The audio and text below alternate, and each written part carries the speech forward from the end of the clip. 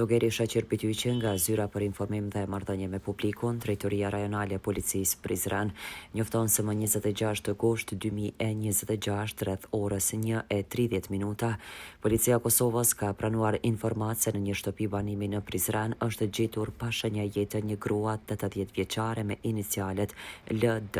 Në vend të ngjarje kanë dalur patrullat policore dhe ekipi urgjencës mjekësore, të cilët kanë konstatuar vdekjen e viktimës.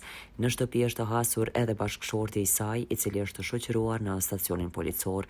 Pas ekzaminimit të vendit të ngjarjes nga hetuesit e policisë, forenzikës dhe ekspertët e mjekësisë ligjore, ka lindur dyshimi për veprën penale vrasje e rënd. Dyshohet se lëndimet evidentuara në trupin e viktimës janë shkaktuar nga forca duartat pa përdorim të ndonjë arme apo mjeti tjetër.